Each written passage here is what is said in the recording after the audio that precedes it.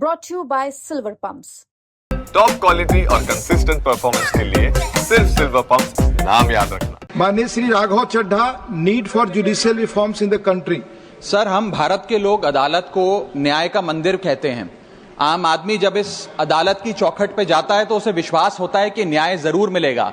जैसे ऊपर वाले के दरबार में देर है अंधेर नहीं, ऐसे ही ये माना जाता है कि समय भले लग जाए लेकिन अन्याय नहीं होगा।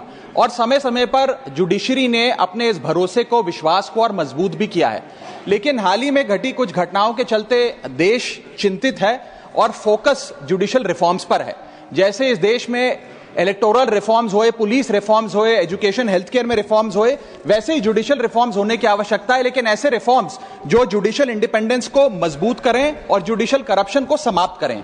इस विषय में दो महत्वपूर्ण मुद्दे उठाना चाहूंगा, अपॉइंटमेंट ऑफ जजेस से लेकर रिटायरमेंट ऑफ जजेस तक।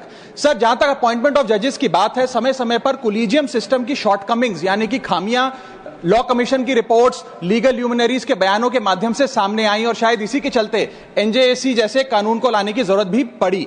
लेकिन अब समय आ गया है कि कोलिजियम स्वयं ही अपने आप को रिफॉर्म करे, अपने आप को रीइन्वेंट करे, ताकि दो चीजें जिसको लेकर लैक ऑफ ट्रांसपेरेंसी और लैक ऑफ पब्लिक स्क्रूटनी, जिन दो विषयों पर कोलिजियम सिस्टम की को क्रिटिसाइज किया जाता है, उसे दूर किया जाए और एक इंडिपेंडेंट ट्रांसपेरेंट प्रोसेस बने जिसमें सीनियरिटी पर, मेरिट पर और इंटेग्रिटी के आधार पर नियुक्ति हो। इस संदर्भ में एक सुझाव लाया हूं सर। आज से पहले एडवोकेट्स को सीनियर एडवोकेट्स डेजिग्नेट करने के लिए एक बड़ा ही ओपेक सिस्टम चला करता था, लेकिन सुप्रीम कोर्ट द्वारा खुद जो गाइडलाइंस लाई गई, आज उसके तहत किसी भी व्यक्ति को अगर सीनियर एडवोकेट बनना है तो उसके लिए एक ट्रांसपेरेंट पॉइंट बेस्ड प्रोसेस है, जिसमें आपसे आवेदन पत्र लिया जाता है। उसके बाद आपकी number of years of practice, pro bono matters कितने किए, कितने रिपोर्टेड जजमेंट है, उसके आधार पे आपको नंबर देकर, पॉइंट देकर आपकी नियुक्ति की जाती है। इसी प्रकार से एक transparent point based, merit based system अगर कोलिजियम सिस्टम लाए तो जजों की नियुक्ति में देश की जनता का और विश्वास बढ़ेगा।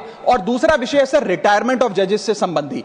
इस देश में एक चलन चलता आया है कि रिटायरमेंट के बाद सरकारें जजेस को एग्जीक्यूटिव या एडमिनिस्ट्रेटिव रोल में नियुक्तियां देती हैं, जिसके चलते conflict of interest, executive interference in judiciary और influence over pre retirement judgments के कई सवालिया निशान खड़े हो जाते हैं। मैं चाहूंगा कि पोस्ट रिटायरमेंट जॉब से संबंधी कुछ रिस्ट्रिक्शंस लाई जाएं। जैसे इस देश में article 148 of the Indian constitution साफ तौर पे कहता है कि सीएजी यानी कि controller auditor general of India की रिटायरमेंट के उपरांत, कार्यकाल की समाप्ति के बाद उन्हें किसी भी सरकारी पद पे कोई राज्य या केंद्र सरकार नियुक्त नहीं कर सकती।